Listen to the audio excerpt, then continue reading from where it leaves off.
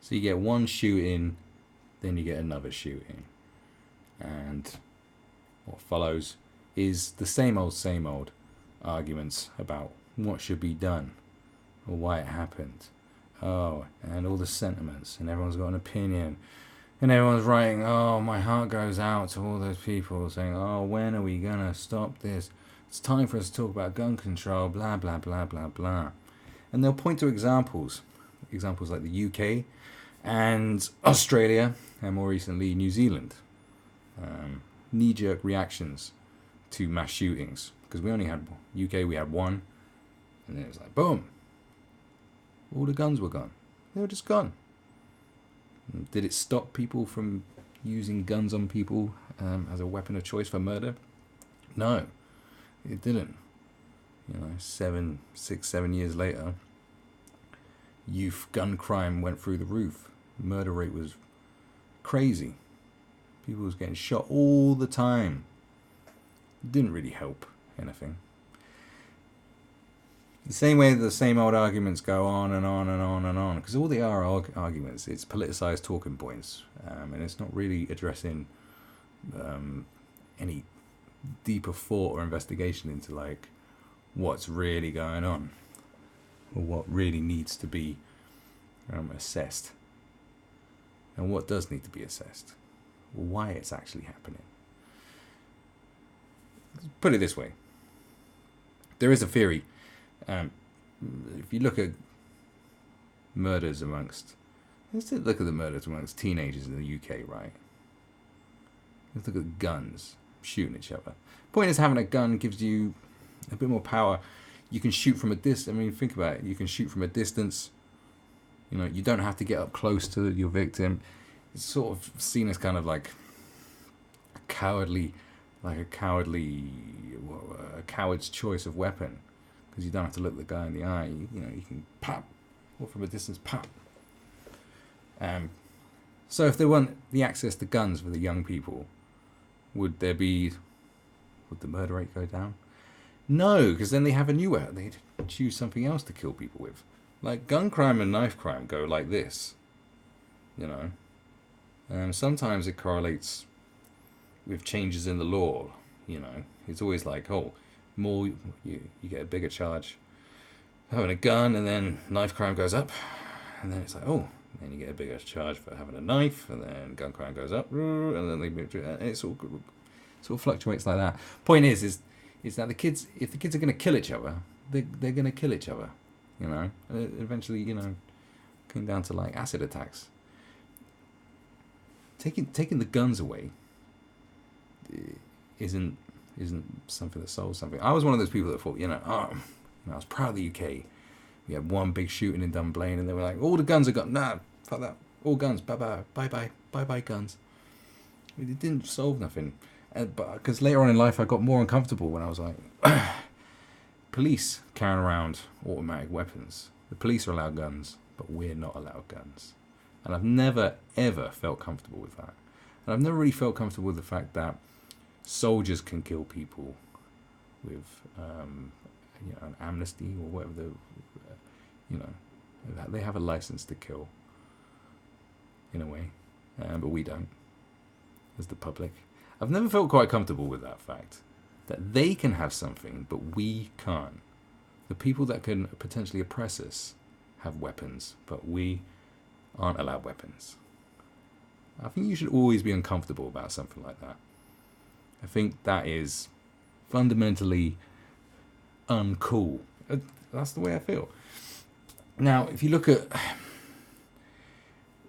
guns in general, and guns per population, guns per person, and America's got a lot of guns, but there's a lot of other countries that have a lot of guns, and don't have the same problems that America's had for a couple of decades now. It's been a rampant thing.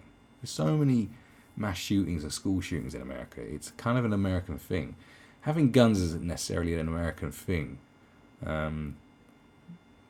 But the mass shootings are an American thing. It's as American as baseball and apple pie, baby. So why? And why? Isn't there some sort of... I think there's a sickness in that country. It's got to be. There's a sickness. You know. What about the rates of mental health and the help? What about the drugs that they pump into themselves? Because I tell you, some countries don't have as much access to guns, and some countries don't dish out pills like America do.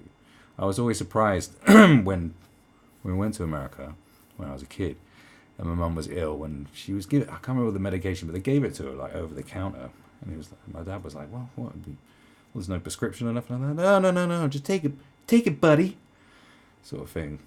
And how they dish out drugs to kids and all sorts of people way more readily than they do in the UK and other countries, as far as I know. It's like, yeah, just, oh, what? Can't sleep? Here, have some fentanyl. Got a bad back, have you? Here's 400 tramadol. Don't worry, if you run out, we'll give you some more.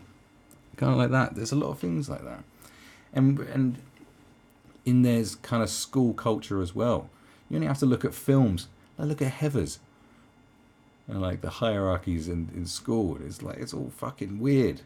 It's weird. Look at their fraternities they have in universities and their initiations. Look at Dazed and Confused, the initiation for when you join high school, what they're doing. You know, they got some weird shit going on in America. And just take a look at it and you're like, that's warped. To me, that's weird. Only they are going around doing this kind of thing. Like, even in Michael Moore's documentary, I'm no fan of the guy, but even Bowling for Columbine, he made a comparison between America and Canada, and what the problems were. And it was like, well, in Canada, he was like, oh, you know, Canada maybe has less guns. No, Canada's a gun. He's like, no, Canada's a gun-loving country. And with all these different reasons, I can't remember what the conclusion was. Probably some socialist talking point. But the point is that there's something going on in here. It's not necessarily out here. It's not necessarily guns, not necessarily legislation. There's something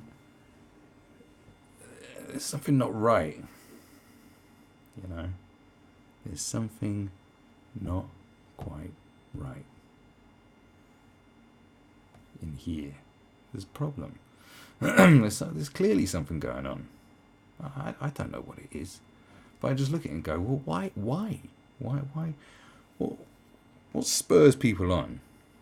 It's not just access to guns, because it's a mental thing.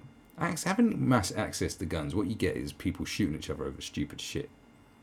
You know, you're like, you have a problem with your neighbour, going, fuck it, I'm going to kill him today. You know, fuck him and his fence. You know, his bush is growing over my gut. You know those silly neighbour arguments you get? It's like, this dog's always yapping, I'm going to shoot him and his dog. That's right, I'll grab the dog and shoot him through the dog. You know, you get people sort of killing each other for silly reasons more often. But to have people wanting to go into places and just kill a whole bunch of random people. Like, I can understand the whole thing of going into your school. If you're being bullied and you feel like the typical sort of outcast type mentality, like, oh, I'm an outsider, dude. Oh my God, I hate society. And like, I think a lot of people fantasize about shooting up their schools. Hell, I fantasized about doing something crazy in school when I was younger. Do you know what I mean? Because I hate school. Like, I hate something about institutions that drive people fucking nuts. So I sort of understand why, but then there's these other things. But there's always like some sort of reason for it. Oh, well, they're white supremacists. Oh, they're ISIS. Oh, they're homophobes. Oh, it was Monday. And perhaps it is just because it's Monday. Because people wake up and go, I fucking hate Mondays. I always have hated Mondays. I still hate them. And I'm like, God, I got to get to a stage in my life where I just stop hating Mondays. There's just a reason why someone thinks, why today I'm gonna fucking walk into a burger restaurant and shoot everybody that I can fucking aim at properly. I'm just gonna kill every motherfucker. Indiscriminately kill people. I'm just gonna indiscriminately kill people. And look, here's the guy. And the thing is, they make these people sort of famous. But the thing is, if you want to become a famous mass shooter, it's very difficult because there's so many of them. You know, it's like Instagram models. There's fucking thousands. There's millions of Instagram models. How are you going to stand out? How's one fat ass girl going to stand out from another one? I don't know. But probably in their minds, they're like, oh, wow, you know, if I kill this many people, it's like, how many people have you got to kill in order for you to be the most memorable one? None of them are remembered. I don't really know any of their names. The only one I can think of is, I can't remember his name, but I remember the shooting in, what was it? There was some university in Ohio. Another one in Ohio. Oh, I can't remember. It was like 12 years ago. He was like Japanese or Korean. The only reason I remember that because I actually worked with someone who was there. I worked with a girl who was there when it happened. And she was on lockdown in one of the classrooms whilst he was, you know, opening up people. And obviously the Columbine one, because that was, well, because they made a documentary about it, I suppose. Otherwise, I don't think we'd remember it that well. And Sandy Hook, because of the whole Alex Jones controversy. You know, these are the sort of ones you remember. All the others, like, it's like, oh yeah. It's like remembering, you know, characters in a film going, oh yeah. Or like 90s pop acts that had 2 hits. Like, oh yeah, I remember them. I remember that other song. It's like that. It's like, I just don't, who? What? He did what? What, 40 people were murdered? When was that? Oh yeah, I remember that. Wow. This is what you get. But what's I don't think anyone's going to really look into the problem. What they should be analysing and studying if they're that concerned about this being a recurring quite often, they need to like study these people, you know. They need to study these kids. Surely that's what they need to do. These kids or these adults, whoever. They need to like really get deep down in here and work out if there's a pattern. If there's like, is someone doing that? Because it doesn't seem like there is to me. You know, what medication were they on? What sort of problems did they have? What was their actual issue? Instead of just going, oh, he was a homophobe, he was a racist, he was a blah, blah, blah. Because I think you've got to be a bit mental to do these kind of things. You know? If you look at Islamic extremism, there's something a bit different about being heavily religious and being convinced that this is what you should do because, you know, your God demands it of you. There's something different. You got to be a little bit mental though as well. But there's something slightly different because you're thinking you're a soldier. You're a soldier of God. So therefore, you know, being a soldier is legally represent. You know, it's fine being a soldier. Calling yourself a soldier is like, it's a vocation. You know, we've had soldiers for thousands of years. Soldiers are heroes. So when you're a soldier, it's like, no, you're a soldier, bruv. You're a soldier. This is why you're doing it. This is a war. You are at war. So therefore, you can do this. It's different to just being, God, I don't like the gays much. I'm going to kill a bunch of them. You're not a soldier. You're not. What higher power are you doing it for? What sort of, you know, because if you're, you know, the people who did London Bridge and whatever, like, they were part of a network and it's like, yeah, this is a strategic thing. This is war. This is what we do in war. Whereas this kind of thing is like, I'm a nutter and I'm going to kill some people today. It's just totally different. It's, you know, they're mental. They're mentally, there's something wrong going on here. That's what you need to address. But no one seems to want to address it. And therefore the problem will never get solved. You know? Knife crime never gets solved. None of these problems ever get solved. Because they don't seem to want to solve it. Because it's more convenient if it just carries on. Because then they can use it to their political advantage. People, it's sad and it sounds conspiratorial, but it just seems that way. Because you just hear the same shit over and over again. It's just the same shit. It's just a repetitive cycle with no progress, no solutions. It just goes on and on and on. The machine, like what people talk about, the war machine. It just goes on and on and on, perpetuating itself.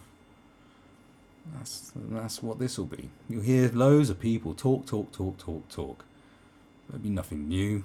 There'll be no solutions. It'll be boring, and everyone will forget about this again until the next one happens. You know, you're only as good as your last hit single. That's what this is. So, don't hold your breath for any big ideas yet.